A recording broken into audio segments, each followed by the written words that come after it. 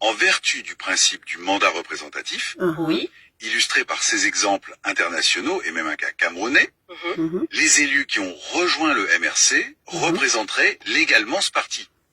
Et comme c'est l'affiliation au moment de la convocation de la présidentielle qui compte, C'est ça. eh bien le MRC serait juridiquement apte à investir Maurice Kamto.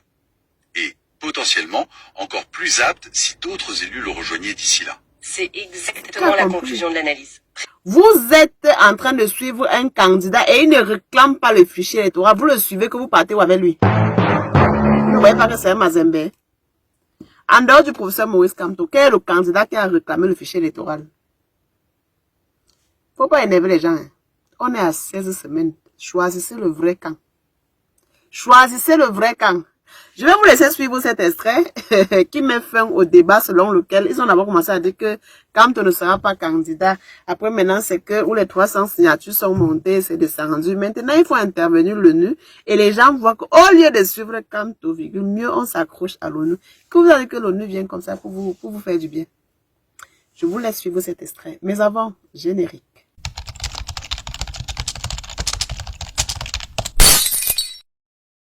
Three, two, one. Welcome back on this page. If you are new here, let me welcome you the way you are supposed to be welcome, because you are the king you think you are the queen you think you are. Welcome. If you are new here on this page, you know exactly what to do. You like, you comment, and moreover, you share. Please subscribe. Listen to this, please. Hey, Mo.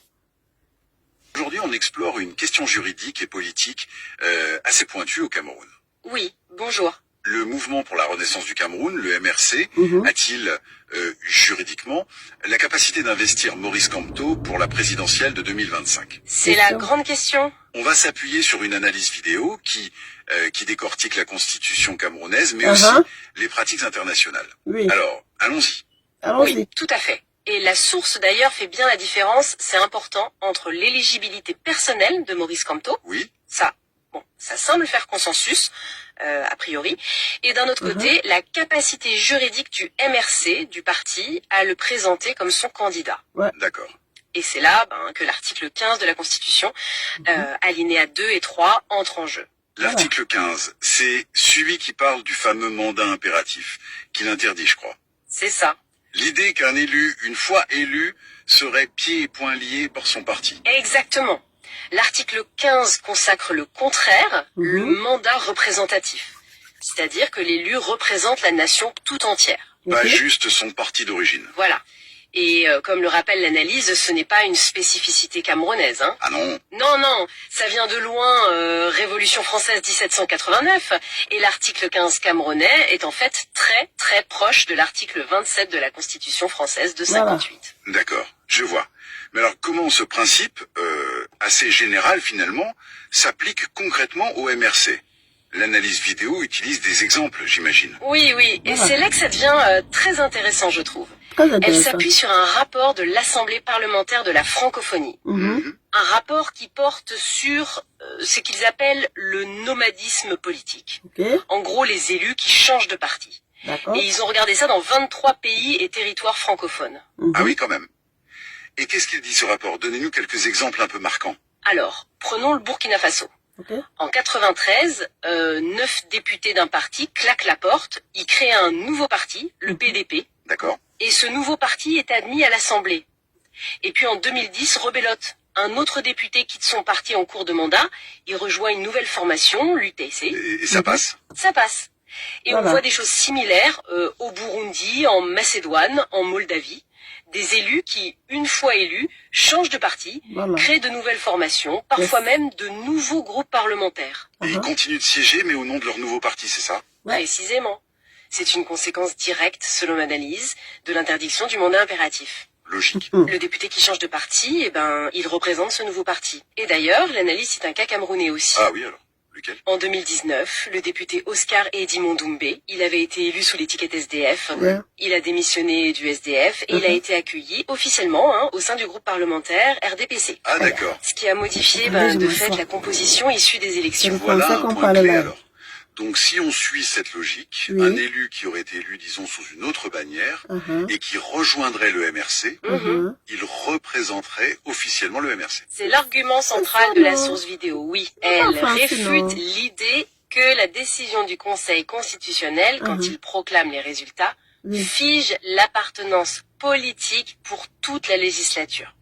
Pour l'analyse, l'article 15, justement, redonne sa liberté à l'élu une fois qu'il est proclamé. Donc les élus qui ont rejoint le MRC, eh bien, ils le représenteraient valablement. Et il y a une question de timing, si j'ai bien suivi, une subtilité. Oui, et elle est cruciale. Selon cette analyse, l'affiliation politique, il faut regarder pour savoir si un parti peut investir un candidat. Oui.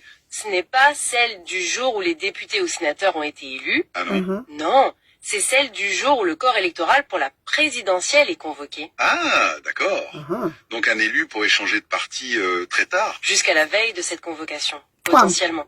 Et du coup, habiliter son nouveau parti. Bon, alors, si on résume l'argumentation présentée dans la source, en vertu du principe du mandat représentatif, illustré par ces exemples internationaux et même un cas camerounais, les élus qui ont rejoint le MRC représenteraient légalement ce parti. Et comme c'est l'affiliation au moment de la convocation de la présidentielle qui compte, c'est ça. Eh bien le MRC serait juridiquement apte à investir Maurice Kamto. Et potentiellement encore plus apte si d'autres élus le rejoignaient d'ici là. C'est exactement la conclusion de l'analyse. Présentée, je précise, non pas comme une opinion politique, mais vraiment comme une conséquence de l'interprétation de la Constitution, lue à la lumière du droit comparé et de la coutume internationale. D'accord. Après, bien sûr, la source le dit aussi, la décision finale d'emprunter cette voie ou une autre, ben, ça appartient à Maurice Kamto et à son parti, évidemment. Fascinant, tout de même. Ça soulève une réflexion, je trouve, plus large. C'est quoi, au fond, la nature du lien entre un élu et son parti, une fois l'élection passée? Surtout dans un système qui interdit le mandat impératif. C'est une vraie question. Une question à méditer. Merci beaucoup pour cet éclairage. Merci à vous. J'espère que c'est clair. C'était en français. Ce que j'ai besoin d'expliquer, c'était en français, tout simplement. Ah bah, français. P-U-A. P-J-O. P-U-A pique. P-J-O pour que. Vous avez compris avec quoi?